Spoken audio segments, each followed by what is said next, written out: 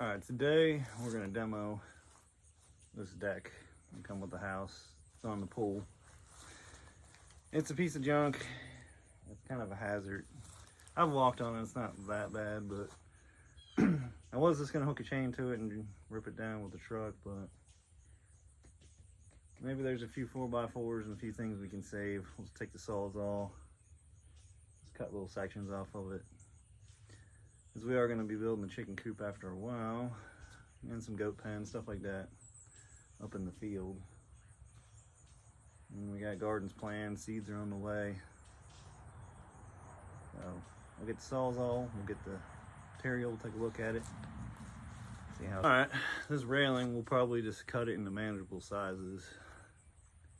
I don't really. And there are screws in it, but it looks like drywall screws, Phillips, and they'll never come out. They've been rusted. So I'll just cut it in little sections, put it on the burn pile, burn it, get a magnet, pick up all the metal screws. Mainly just the 4x4s. I want to see if they're any good. If I concrete it in, I mean, just rip them out. We'll get the sawzall. We'll see how good they are. I got some new Milwaukee blades. See if we can do some damage here.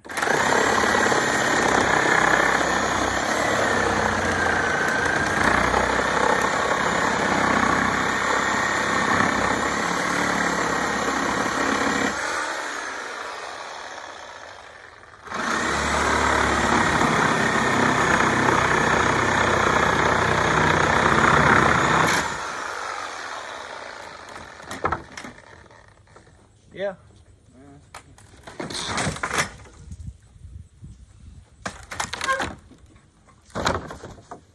Well, didn't have to cut much, it just falls right apart. I guess it is a piece of junk. It smells weird, it smells like I'm cutting through stink bugs. I don't know if some people don't know what stink bugs are, but a weird ass smell. But it's a little easier than I thought.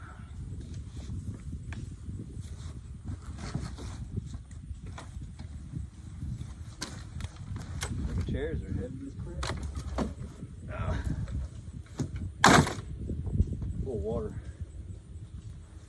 I got a boat chairs. I need gloves. They're Magpul gloves. They're a little expensive, but man, I've used the crap out of these things, washed them. You get a size just a little small so they fit nice and tight. They're great gloves. Gloves are important to have.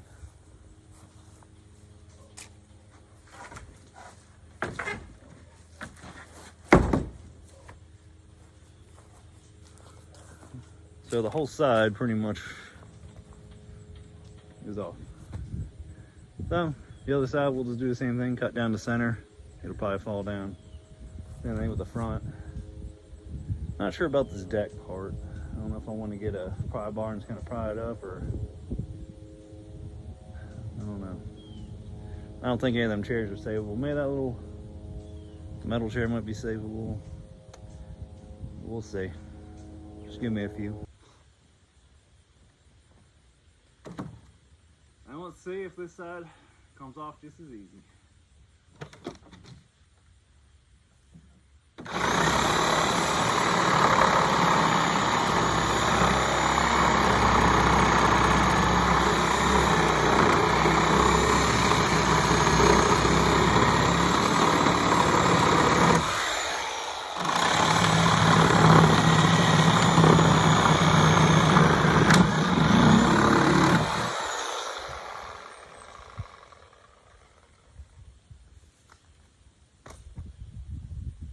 Alright, see what we got. Yep. Oh.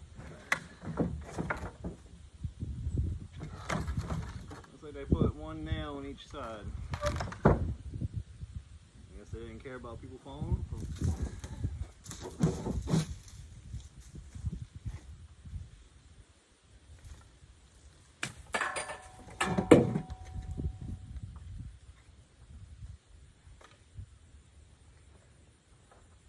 heavy ass boat chairs.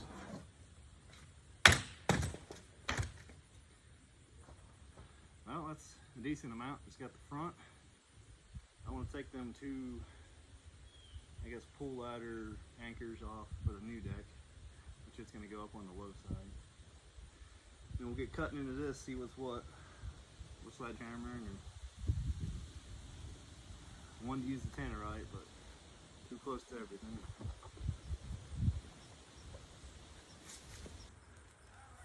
Well, this side we'll probably have to use the pry bar. We'll just sledgehammer. See how the pry bar goes up under this door.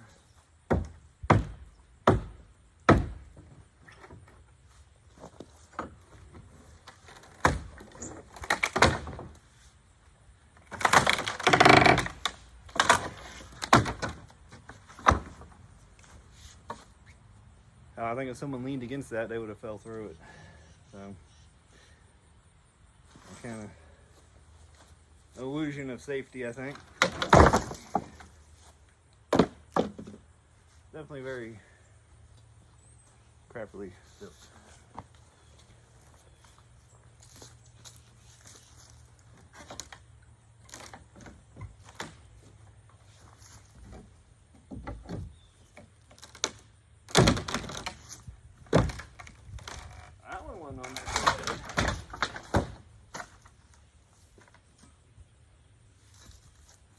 There it is.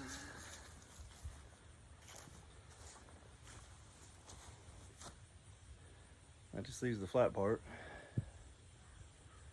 Still not sure how I want to do it. I don't know if I want to sawzall a little bit in the middle and like bust these up. Or do we just want to do the whole piece?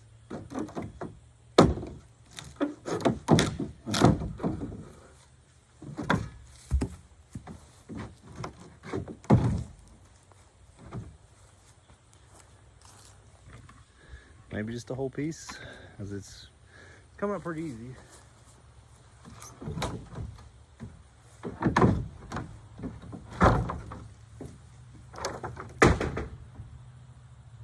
That's not too bad. Maybe some of this wood underneath will be all right.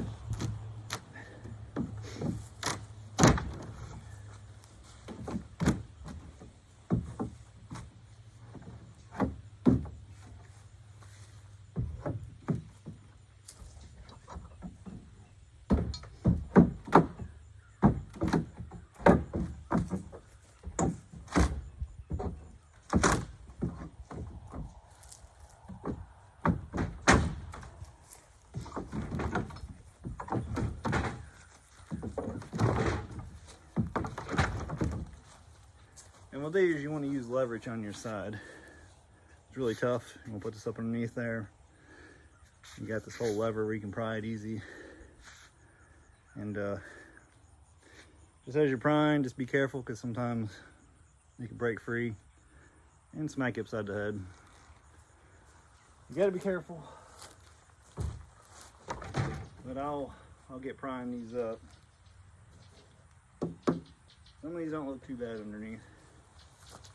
Now we'll be able to build a chicken house. A little bit of a lean-to.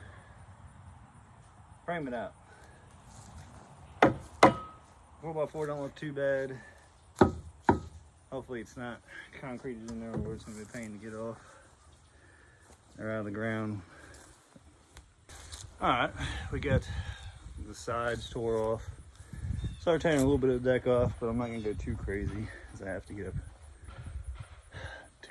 2:50 in the morning for work. So this will be the next week's project. I was going to show you guys the tire pile. Some of you guys remember the tire pile. There's got a pretty tore apart. You get that stupid basketball hoop thing too, and the camera. The tires used to be right here in this pile. There's still a few, I don't know, 5 or 6 I think. Yeah, there's a few hidden in there. I'll have to pull them out. And then that, I don't know how that is, some kind of acetylene tank or something wrapped in carbon fiber. I moved them around to the back side to where there's a pile of car parts. And the shooting range will be way back over there. So let me take you guys over there and show you the pile I got stacked up. Just around this way.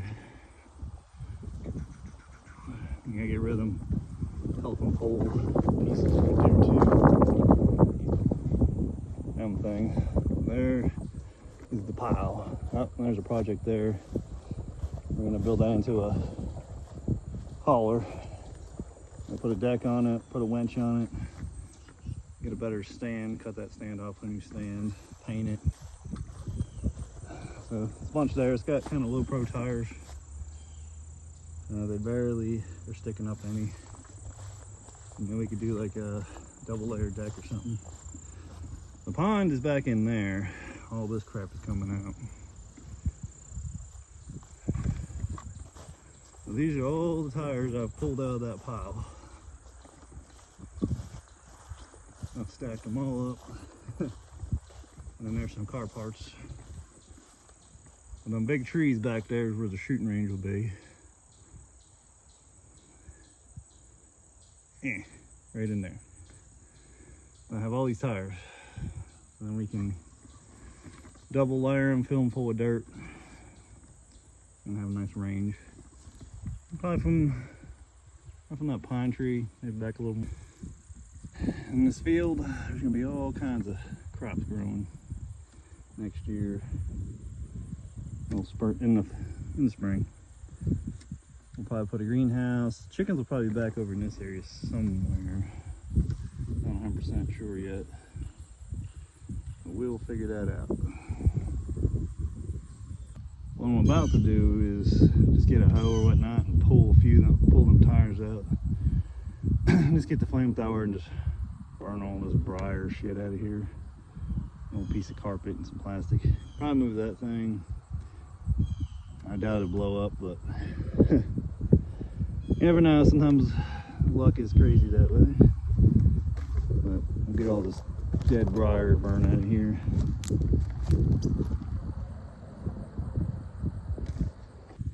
Some of you guys might know this guy.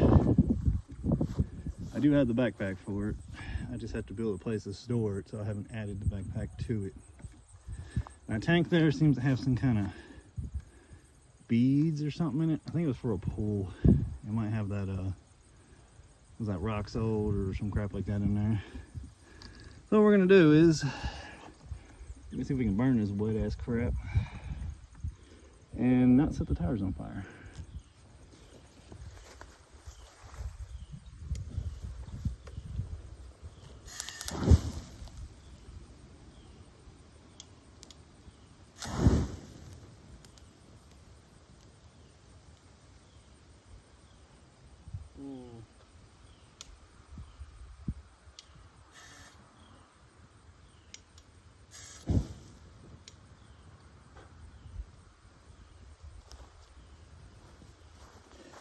Well, I'm having complications. This is my, this is the one battery I had that was swolled up. I was just trying to use it, pretty much use it up before I use my other one. But it's kind of, it's like real puffy. So, let me go find my other one and we'll switch it out. Give me a few minutes.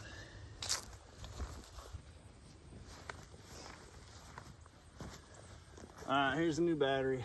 Let's see if we can... I did just adjust the electrodes on it, so maybe I messed something up. Let's see what we got. 12 volts. Nah, this is the other battery. Let me put the cover back on and we'll get to burning this shit down. I wish I would have made the battery compartment just a hair bigger. Maybe enough room to hold two. The good thing about this flamethrower is you don't need another tank with another ignition source. But it is a little touchy with the electrodes I guess that could be a downside.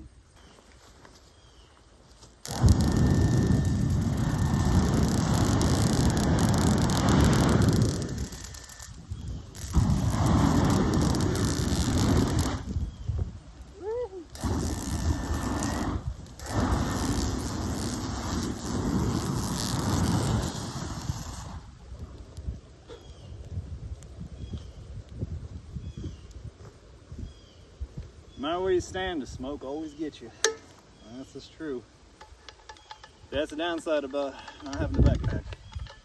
This tank is tiny. Tiny, tiny, tiny.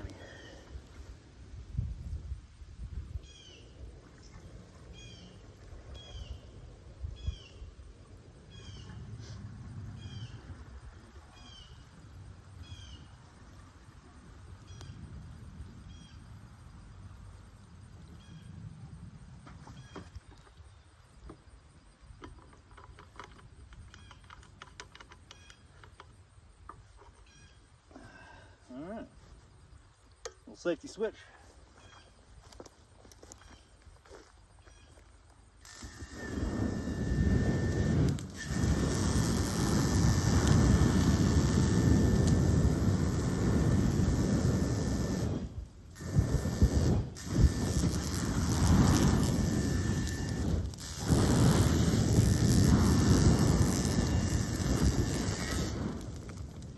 Woohoo! I guess hot.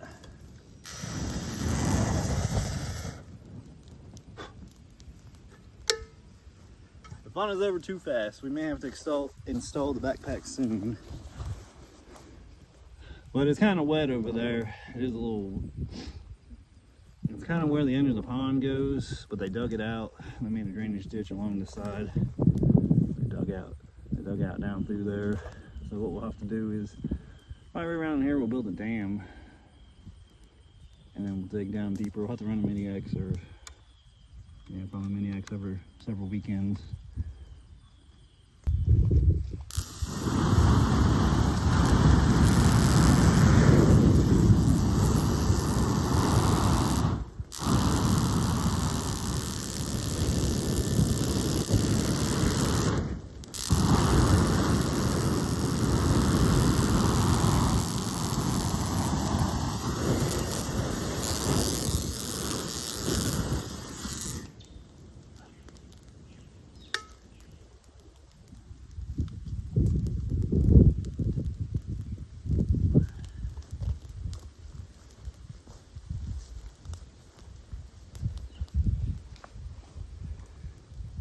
It puts off a good flame and everything. It's starting to burn the brush.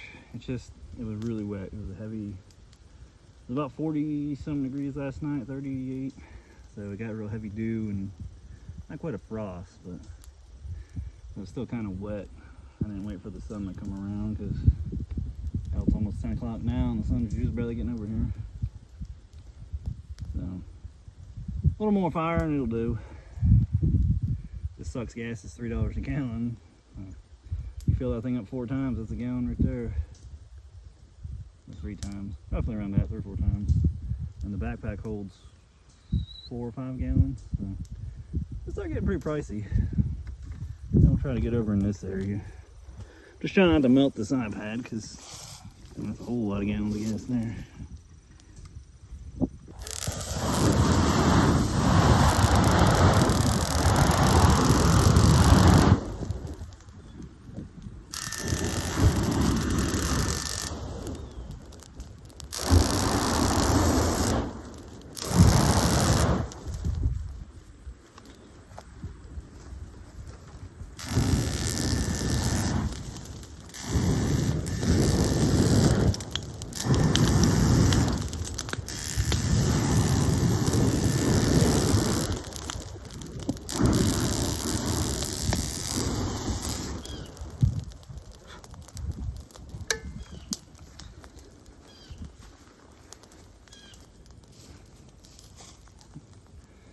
It does alright.